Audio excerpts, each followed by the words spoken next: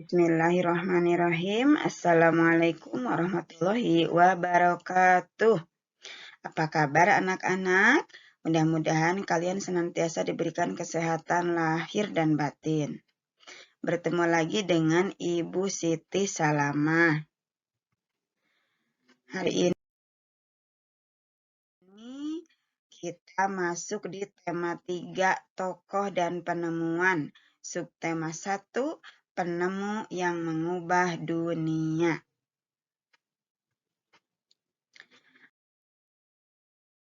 Adapun tujuan pembelajaran hari ini adalah peserta didik dapat mengidentifikasi komponen-komponen listrik dan fungsinya. Lihat ini ada Edo sedang di kamarnya. Coba perhatikan benda mana saja yang menggunakan energi listrik. Ya, ada kipas angin, ada lampu, ada radio, ada lampu belajar. Lihat, di rumah kalian juga pasti banyak benda-benda yang menggunakan energi listrik.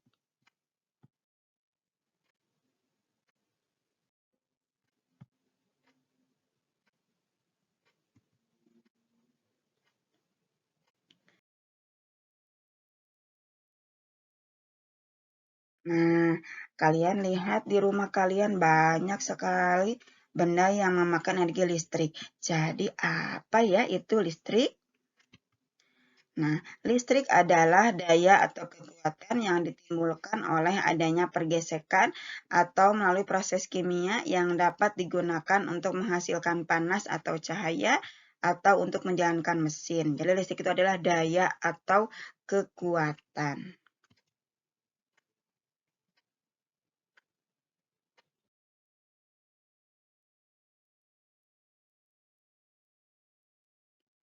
Bagaimana cara aliran listrik sampai ke rumah warga? Nah, ini kan listrik. Kita taunya sudah ada di rumah kita, tapi ternyata listrik itu mengalami perjalanan yang sangat panjang untuk sampai ke rumah kita.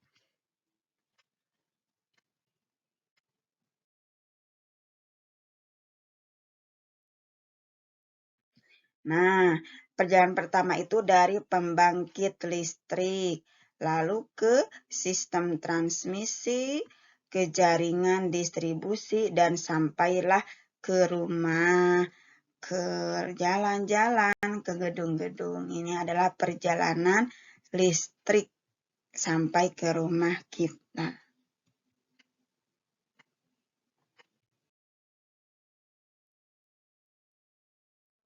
Ini adalah pembangkit-pembangkit listrik. Yang pertama ada PLTU, pembangkit listrik tenaga uap. Ada PLTG, pembangkit listrik tenaga gas. PLTD, pembangkit listrik tenaga diesel. Lalu ada PLTA, pembangkit listrik tenaga air, dan PLTN, pembangkit listrik tenaga nuklir. Nah, pembangkit-pembangkit listrik ini lalu diatur di PLN atau Perusahaan Listrik Negara.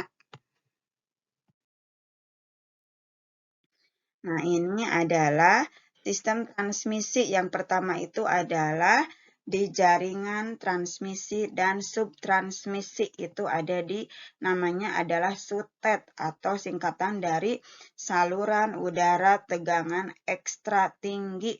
Kekuatannya adalah 500 kV. Ini kalian bisa temukan di kota-kota besar seperti tower-tower ya bentuknya. Lalu ke gardu listrik. Di jaringan gardu ini terjadi penurunan kekuatan listrik. Nah, diturunkan di sini. Jadi dari SUTET disebarkan ke gardu-gardu diturunkan kekuatannya. Sampailah ke gardu penghubung. Nah, ini pasti banyak di sekitar rumah kalian yang begini ya. Tiang listrik gardu penghubung ini di kisaran 150 sampai 450 volt. Dari gardu penghubung turunlah ke sambungan rumah-rumah kalian. Listrik itu bisa digunakan jika memiliki komponen-komponennya. Jadi bisa berguna atau bisa dipakai melalui komponen-komponennya. Ada banyak, tapi sekarang kita belajar sebagian ya.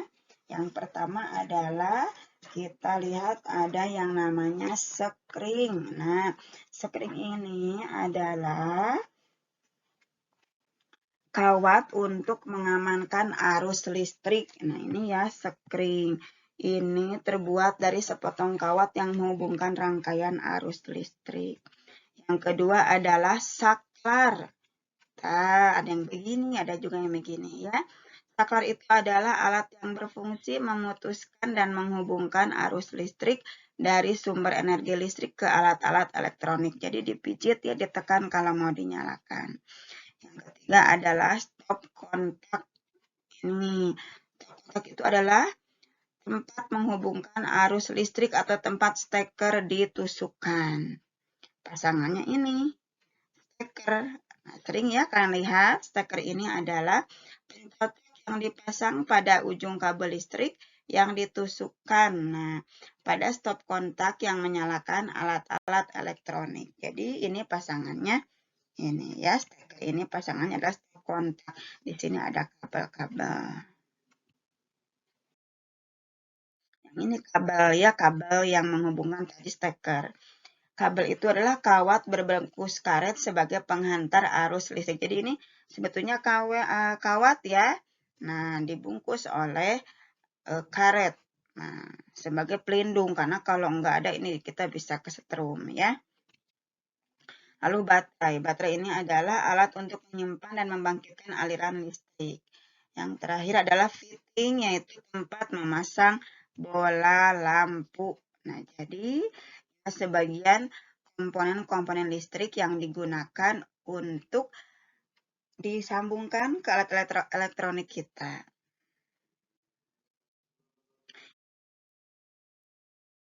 Itulah penjelasan Ibu mengenai komponen-komponen listrik. Nah, tugas sekarang kalian membaca juga ya di buku MRT halaman 165.